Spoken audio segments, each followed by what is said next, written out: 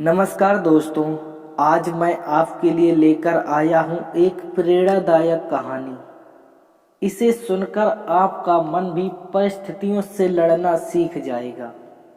दोस्तों, जिंदगी है तो संघर्ष है, तनाव है, काम का प्रेशर है, खुशी है, डर है, लेकिन अच्छी बात यह है कि ये सभी स्थायी नहीं है। समय रूपी नदी के प्रवाह में ये सब प्रवाहमान है। कोई भी परिस्थिति, चाहे खुशी की हो या गम की, कभी स्थायी नहीं होती है। समय के अविरल प्रभाव में विलीन हो ही जाती है। ऐसा अधिकतर होता है कि जमीन की यात्रा के दौरान हम अपने आप को कई बार दुख, तनाव, चिंता, डर, हताश, निराश, भय, रोग इत्यादि के मकड़ जाल में फंसा हुआ पाते हैं। हम तत्कालिक परिस्थितियों के इतने वशीभूत हो जाते हैं कि दूर दूर तक देखने पर भी हमें कोई प्रकाश की किरण दिखाई नहीं देती है। दूर से चींटी की तरह महसूस होने वाली परेशानी हमारे नजदीक आते आते हाथी के जैसा रूप धारण कर लेती है और हम उसकी विशालता और भयावहता के आगे समर्पण कर परिस्थितियों को अपने ऊपर हावी हो जाने देते हैं। वो परिस्थिति हमारे पूरे वजूद को हिला डालती है, हमें हताश, निराश करके भंवर में उलझा जाती है।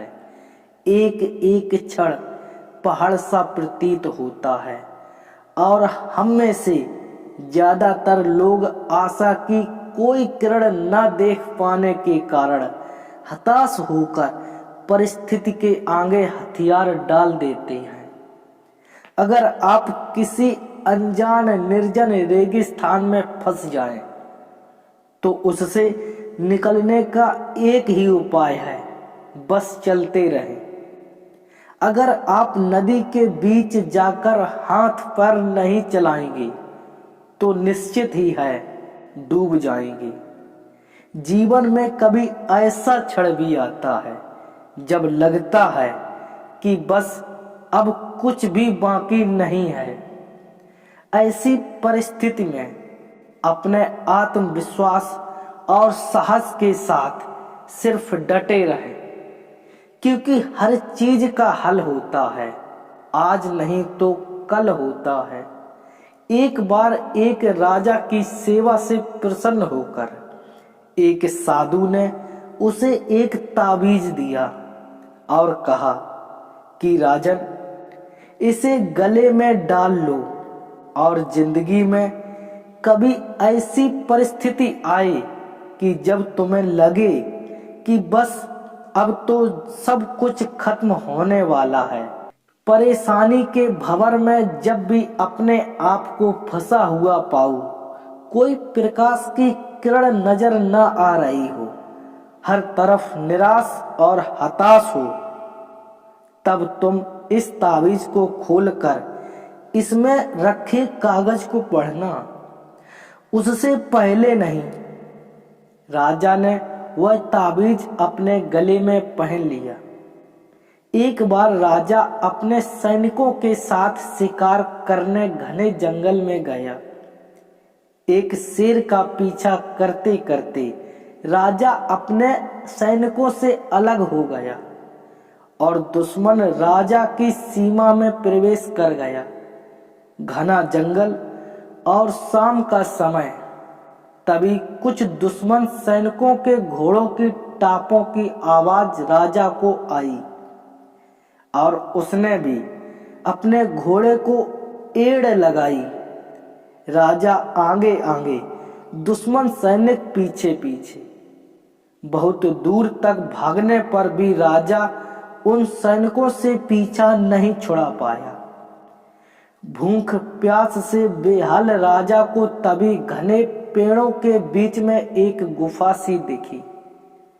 उसने तुरंत स्वयं और घोड़े को उस गुफा की आड़ में छुपा लिया और सांस रोक कर बैठ गया।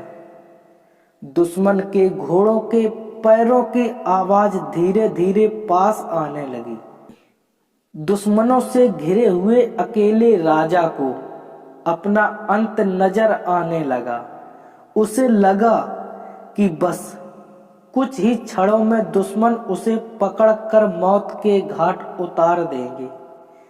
वो जिंदगी से निराश हो ही गया था कि उसका हाथ अपने ताबीज पर गया और उसे साधु की बात याद आ गई। उसने तुरंत ताबीज को खोलकर कागज को बाहर निकाला और पढ़ा। उस पर्ची पर लिखा था, यह भी कट जाएगा।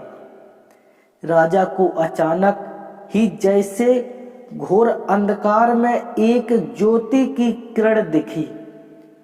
डूबते को जैसे कोई सहारा मिला। उसे अचानक अपनी आत्मा में एक अकथनीय शांति का अनुभव हुआ। उसे लगा कि सचमुच यह भयानक समय भी कट ही जाएगा। फिर मैं क्यों चिंतित हूं? अपने प्रभु और अपने पर विश्वास रख। उसने स्वयं से कहा कि हाँ, यह भी कट जाएगा। और हुआ भी यही। दुश्मन के घोड़ों के पैरों की आवाज पास आते आते दूर जाने लगी। कुछ समय बाद वहां शांति छा गई। राजा रात में गुफा से निकला और किसी तरह अपने राज्य में वापस आ गया। दोस्तों, यह सिर्फ किसी राजा की कहानी नहीं है, यह हम सब की कहानी है। हम सभी अपने परिस्थिति, काम, तनाव के दबाव में इतने जकड़ जाते हैं कि हमें कुछ सूझता नहीं है। हमारा डर हम पर हावी होने लगता है। कोई रास्ता, समाधान दूर दूर तक नजर नहीं आता। लगने लगता है कि बस अब सब खत्म हो गया है। जब ऐसा हो तो 2 मिनट शांति से बैठिए, एक गहरी सांस लीजिए, अपने आराध्य को याद कीजिए और स्वयं से जोर से कहिए, यह भी कट जाएगा। आप देखिएगा, एकदम से जादू सा महसूस होगा और आप उस परिस्थिति से उभरने की शक्ति अपने अंदर महसूस करेंगे। आजमाया हुआ है, बहुत कारगर है। आशा है जैसे यह कहानी हमारे जीवन में मुझे प्रेरणा देती है, आपके जीवन में भी प्रेरणादायक सिद्ध होगी। आशा है कि आपको यह कहानी अच्छी लगी हो। इसी प्रकार की और कहानियां सबसे पहले सुनने के लिए आप इस चैनल को सब्सक्राइब जरूर करें। फिर मिलेंगे दोस्तों ऐसी ही अगली कहानी के साथ। तब तक के लिए आप अपना ख्याल रखिए और हमेशा मुस्कुराते रहिए, कभी अपने लिए तो कभी अपनों के लिए।